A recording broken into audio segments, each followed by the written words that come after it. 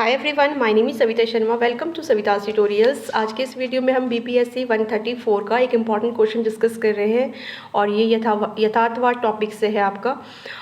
ये क्वेश्चन काफ़ी इंपॉर्टेंट है। टॉपिक्स एवरी ईयर्स रिपीट हो रहे हैं। आप प्रीवियस ईयर का क्वेश्चन पेपर ज़रूर देखें जो कि मैंने चैनल पे ऑलरेडी अपलोड किया है। इससे आपको काफ़ी हेल्प हो जाएगी, जिससे कि आपको क्वेश्चन से इंपॉर्टेंट क्वेश्चन समझ आ जाएंगे। 2-3 साल के प्रीवियस क्वेश्चन पेपर आप ज़रूर पढ़ें। तो आज के इस वीडियो में हम यथार्थवाद को समझेंगे। पूरा कॉन्सेप्ट आपको ईजिली समझ आ जाएगा। काफ़ी ईजी अप कर दिया है इस वीडियो में मैंने इसको। और अगर आपको कॉन्सेप्ट समझ आए तो इस टॉपिक से किसी भी तरह के क्वेश्चंस पूछे जाएं, आप उसको डेफिनेटली कर सकते हैं। ठीक है, तो मतलब कॉन्सेप्ट आपको इसमें डेफिनेटली समझ आ जाएगा। और 20 मार्क्स के क्वेश्चन में आता है, तो लॉन्ग में आएंगे ये क्वेश्चंस।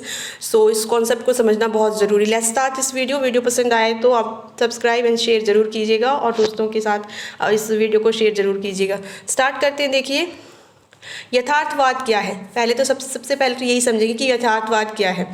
यथार्थवाद एक विचारधारा है, एक सोच है, जैसे कि उदारवाद, पूंजीवाद। ठीक है, एक सोच है। इसी तरह से यथार्थवाद भी एक राजनीतिक सोच है, एक दृष्टिकोण है। ठीक है, हम पर्टिकुलरली किसी टॉपिक पर हम कोई विचार रखते हैं, अपने कोई दृष्टिकोण रखते हैं, तो उसी तरह से यथार्थवाद एक दृष्टिकोण है और इसको मानने वाले यथार्थवादी कहलाते हैं, विचारक कहलाते हैं। ठीक है, जो यथार्थवादी विचारधारा को मानते हैं। अब ये सोच तो है, बट क्या सोच है ये भी देखेंगे। यथार्थवादी लोग ये मानते हैं कि जो व्यक्ति है, ठीक है, जो व्यक्ति है, मनुष्य है, उसका ये प्राकृतिक स्वभाव है, बाय नेचर वो ऐसा होता है कि उसे हर समय यही लगता है कि दूसरा व्यक्ति है या दूसरा समूह है वो उसे नष्ट कर देगा। अतः व्यक्ति क्या चाहता है कि वह हमेशा अपनी रक्षा करने के लिए तैयार रहना चाहता है, किसी भी तरह के खतरे से। ठीक है, दूसरे व्यक्ति से। तो इसी चीज़ को अप्लाई किया जाता है, इसी चीज़ को ये लागू होती है चीज़ किस पर, देश पर, राष्ट्र पर भी। ठीक है, जिसे व्यक्ति से ही देश बनता है ना, तो व्यक्ति की ऐसी सोच है जो कि बाय नेचर है, उसमें प्राकृतिक रूप से है उसमें। और तो यही चीज़ राष्ट्र के संदर्भ में भी वे सोचते हैं कि जो राष्ट्र है, राष्ट्र को हमेशा यही लगता है कि दूसरा राष्ट्र उसे नष्ट कर देगा। ठीक है, अब ये तो समझ आ गया। तो यथार्थवादी ऐसा मानते हैं। अतः यथार्थवादी दृष्टिकोण क्या है। यथार्थवादी दृष्टिकोण कहते हैं कि जो राष्ट्र और राज्यों के मध्य, इसी दृष्टिकोण की वजह से कि व्यक्ति का जो प्राकृतिक नेचर है, बाय नेचर स्वभाव ये ऐसा है कि दूसरा व्यक्ति उसे नष्ट करेगा, तो इसी तरह से राष्ट्र और राज्यों के मध्य यही स्वभाव के कारण हमेशा जो है संघर्ष बना रहता है। एक राष्ट्र समझता है दूसरा राष्ट्र हमेशा उस पर हावी हो जाएगा, उस पर अटैक कर सकता है, उसे नष्ट कर सकता है। इसी वजह से राष्ट्रों और राज्यों के मध्य हमेशा संघर्ष बना रहेगा। ये कौन सोचते हैं? यथार्थवादी सोचते हैं। जो भी यथार्थवादी दृष्टिकोण उसकी ये क्वालिटीज़ है। देखिए, इसको ब्रीफ में आप समझेंगे, अंडरस्टैंड करेंगे तो पूरा क्वेश्चन भी मैं इसमें बना के दिखाऊंगी कि किस तरह से बनता है। ठीक है, पहले आप इसको समझे कि ये होता क्या है। अब ये जो विरोध, दूसरी दृष्टिकोण इसमें यह है कि विरोध एवं संघर्ष एक पक्का नियम है। तो यथार्थवादी विचारक ये मानते हैं कि इस अपने विचारधारा के कारण व्यक्ति के राष्ट्र भी इसी उसमें रहता है, संघर्ष में रहता है। और इसी वजह से दोनों के बीच, राष्ट्रों के बीच संघर्ष एक मतलब नेचुरल सी चीज़ है, पक्का रहना ही रहना है, पक्का नियम है, ये ऐसा होना ही है। ठीक है, तो राज्य का प्रथम कार्य क्या है, इसी वजह से राज्य क्या करता है, अपनी जो है शक्ति को संचालित करना चाहता है, शक्ति को पाना चाहता है, जिससे कि शक्ति के कारण वो फिर विजय प्राप्त कर सके। तो शक्ति के द्वारा ही राष्ट्रहित की रक्षा की जा सकती है, ऐसा कौन मानते हैं? यथार्थवादी जो भी विचारक है वो मानते हैं कि शक्ति इकट्ठी करनी बहुत ज़रूरी है, शक्ति के द्वारा ही जो है विजय को पाया जा सकता है। ठीक है, इसीलिए वो क्या करते हैं, शक्ति का विकास भी करते हैं। ठीक है, शक्ति का विकास करते हैं राष्ट्र और राज्य। इसमें जो प्रमुख विचारक है यथार्थवादी दृष्टिकोण के, वो है मार्गेनथाउ। ठीक है, मार्गेनथाउ आपने नाम याद रखना है। मार्गेनथाउ इस दृष्टिकोण के विचारक है, यथार्थवादी दृष्टिकोण के विचारक है। और इनके विचारों की वजह से ही यथार्थवादी विचारों इतने पक्के हैं इनके कि इन्हें जो है यथार्थवाद का पर्यायवाची माना जाता है। किसे? मार्गेनथाउ को। पर्यायवाची क्या होता है? पर्यायवाची होता है मतलब किसी का भी समान अर्थ वाला। जैसे सूरज को हम रवि कहेंगे, तो सूरज और रवि एक ही बात है। अब पर्यायवाची कहो या मार्गेनथाउ कहो, एक ही बात है, क्योंकि ये इतने ज़्यादा स्ट्रॉन्ग विचारक है इसके यथार्थवादी दृष्टिकोण के कि यथार्थवाद को मार्गेनथाउ भी कहा जा सकता है, इतने ज़्यादा। इन्होंने जो है यथार्थवाद के सैद्धांतिक आधार को इसका उद्भव किया है, ठीक है, इसे लाया है, किसे, सैद्धांतिक आधार को मॉर्गेनथाउ ने। अब यहाँ पर हमने ब्रीफ में समझा है, इसको हम पूरी तरह से भी समझेंगे, ठीक है। अभी नव उदारवाद क्या है, नव यथार्थवाद क्या है।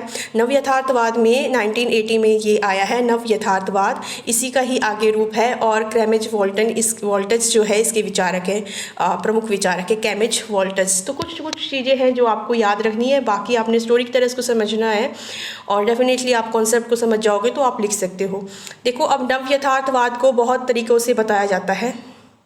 नव यथार्थवाद को आप आधुनिक यथार्थवाद कह सकते हो, संरचनात्मक यथार्थवाद कह सकते हो, समकालीन यथार्थवाद कह सकते हो। कहने का मतलब है कि आप संरचनात्मक यथार्थवाद कहो तब भी वो नव यथार्थवाद है, आधुनिक यथार्थवाद कहेंगे तब भी वो नव यथार्थवाद है, समकालीन यथार्थवाद कहेंगे तब भी वह नव यथार्थवाद है। इसको कई रूपों से, कई नामों से जाना जाता है नव यथार्थवाद को। अब नव यथार्थवाद और पुराने यथार्थवाद में कुछ अंतर है, कुछ असमानताएं हैं, वो क्या है, ठीक है। जो ये नव यथार्थवाद है ये भी शक्ति को स्वीकार करते हैं, ठीक है, मानते हैं कि राष्ट्र का शक्तिशाली होना ज़रूरी है, शक्ति होगी तभी राष्ट्र अपने हित की रक्षा कर पाएगा। किंतु इनमें एक अलग चीज़ ये है कि जो शक्ति है इनका अलग दृष्टिकोण है, ये शक्ति को अंतर्राष्ट्रीय संरचना पर आधारित मानते हैं।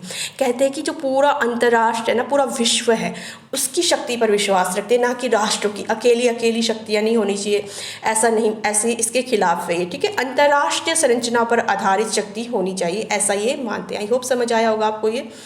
और अंतर्राष्ट्रीय आधार पर विभिन्न संरचनाओं का विश्लेषण भी करते हैं। कौन? नव यथार्थवादी विचारक। जैसे कि यहाँ पर एग्जाम्पल है कैमेज वॉल्टस, ठीक है। तो ये क्या करते हैं, अंतर्राष्ट्रीय आधार पर जो विभिन्न संरचनाएं हैं शक्ति की या फिर राष्ट्र की नियम, नीति नियम, इसका विश्लेषण करते हैं, इसकी व्याख्या करते हैं अंतर्राष्ट्रीय आधार पर। ये याद रखना है। नव यथार्थवादी और पुराने यथार्थवाद, जो पारंपरिक यथार्थवाद है, उसमें केवल ये डिफरेंस है, जो पारंपरिक यथार्थवाद है वो केवल देश राष्ट्र तक सोचते हैं, राष्ट्र की शक्ति, राष्ट्र का हित, जबकि जो नव यथार्थवाद है ये अंतर्राष्ट्रीय रूप में इसको सोचते हैं, ठीक है। अंतर्राष्ट्रीय मतलब पूरे विश्व का। पारंपरिक यथार्थवाद युद्ध के मानव के प्राकृतिक स्वभाव मानते हैं। जो पारंपरिक यथार्थवाद है पुराने, वो क्या कहते हैं, युद्ध को मानव का नेचुरल स्वभाव मानते हैं कि नहीं, संघर्ष होना मतलब इसके बेसिक उसमें है, नेचर में है, स्वभाव में है। पर जो उदारवाद है वो मानते हैं युद्ध को अंतर्राष्ट्रीय संरचना की अराजकतावाद का परिणाम। मतलब जो अंतर्राष्ट्रीय रूप में एक अराजकतावाद फैला हुआ है ना, मतलब कोई शक्ति इसके संचालित करने वाला कोई नहीं है, इसके ऊपर कोई नहीं है, शक्ति नहीं है, इसी वजह से इस कारण संघर्ष रहता है, ऐसा नव उदारवादी मानते हैं, ठीक है। आई होप ये कॉन्सेप्ट क्लियर हुआ होगा आपको। तो इस तरह से देखिए, आपने जब इसके मेन पॉइंट्स आपको समझ आ गए, अब आप इसका पूरा क्वेश्चंस भी फ्रेम कर सकते हैं। किस तरह से, देखिए अब ये क्वेश्चन आपका इस तरह से बनेगा कि यथार्थवाद क्या है, यथार्थवाद व नव यथार्थवाद में अंतर भी बताइए। इस तरह से क्वेश्चन को पूछा जा सकता है, ठीक है।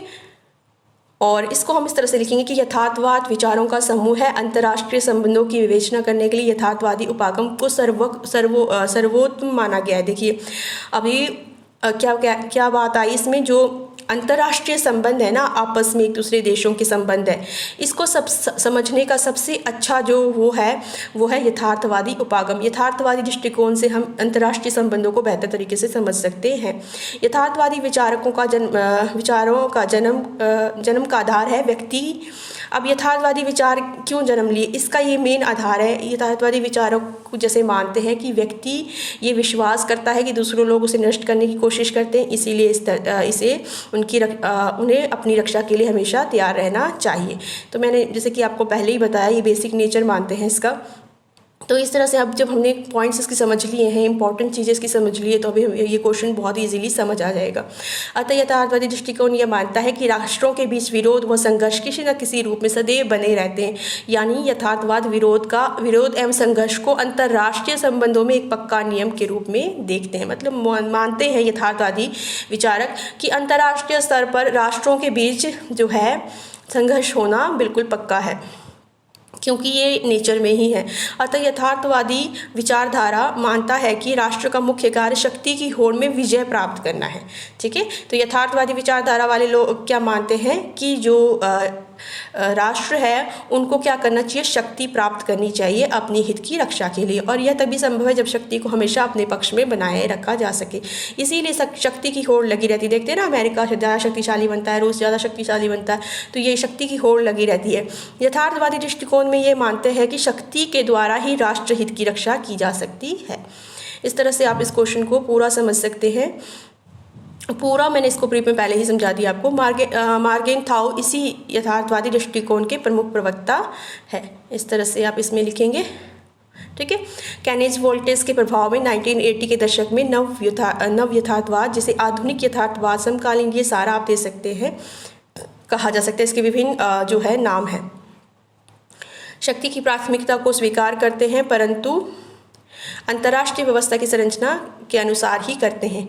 नव यथार्थवाद के अनुसार राज्यों के आचरण का मुख्य तत्व अंतर्राष्ट्रीय व्यवस्था की संरचना होता है, ठीक है। इस तरह से अभी आपको पूरा कंप्लीट समझ आ रहा है। अंतर्राष्ट्रीय संघर्षों को अंतर्राष्ट्रीय व्यवस्था की अराजकता संरचना का परिणाम मानते हैं, ठीक है। मतलब जो अंतर्राष्ट्रीय रूप में जो संघर्ष चला है ना, ये किसके कारण हो रहा है, अराजकतावाद के कारण हो रहा है, ऐसा मानते हैं नव यथार्थवादी। मतलब अराजकता से क्या समझते हैं, अराजकता से यहाँ पर देखो, अराजकता को भी यहाँ पर डिफाइन किया गया है। अराजकता का मतलब ये है कि हर राष्ट्र संप्रभु है। संप्रभु का मतलब है जैसे कि भारत है, भारत को संप्रभु शक्तियाँ प्राप्त है, मतलब अपने डिसीजन खुद लेता है जो राज्य, किसी और पर निर्भर नहीं रहता है। इस तरह से जो संप्रभु शक्तियाँ हैं, तो उसकी वजह से वो किसी और के बात तो मानता नहीं है, और इनके बीच में सुलह कराने वाला, शांति करवाने वाला कोई भी देश नहीं है। तो इसी वजह से इस अराजकतावाद को ही संघर्ष का कारण मानते हैं नव यथार्थवादी, ठीक है। इस तरह से आप इसको लिख सकते हैं। आई होप ये कॉन्सेप्ट आपको क्लियर हुआ हो। कोई भी स्टिल क्वेश्चन रह जाते हैं तो कमेंट कीजिए, शेयर एंड सब्सक्राइब जरूर कीजिए प्लीज़। Thank you.